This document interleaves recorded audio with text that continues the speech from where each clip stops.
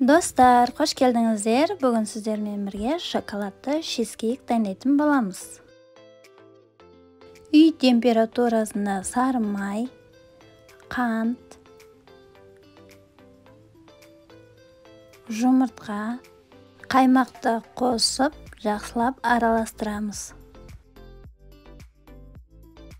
Барлық қосатын қоспаны описанияға жазып қалдыратын боламын.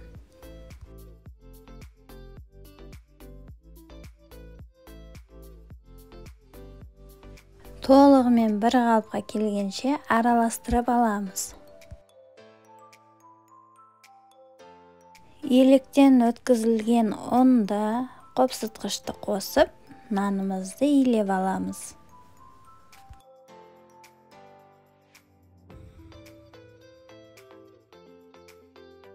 Достар, видео сіздерге ұнаса, мені жоғалтып алмас үшін лайк басып, тіркеліп, қоңырау батырмасын басып қойыңыздар. Нанымыз қолымызға жабыспайтындай болуы қажет. Нанды 10 минуттай қойып, формамызға салып шығамыз. Формамыздың шеткі жақтарына нанымызды жаймалап шығарамыз.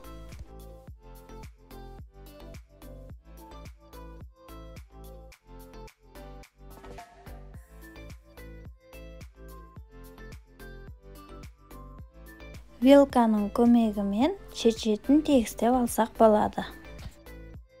Ортасына қосатын қоспасын дайындаймыз. Творожный сыр, сүзбе, барлығын бір ыдысқа саламыз. Қант, 20% қаймақ,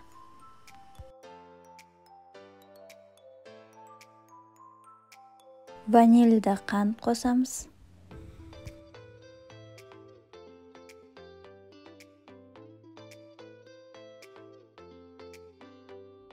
Жұмыртқа, какао. Шоколадымызды микроволновкаға ерітіп, салқындағаннан кейін барып қосатын боламыз. Блендермен бір қалыпқа келгенше араластырамыз.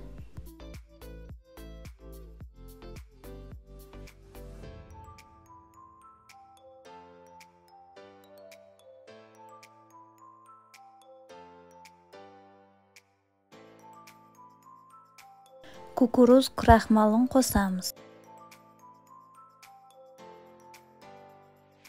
10 минуттай блендермен араластырамыз.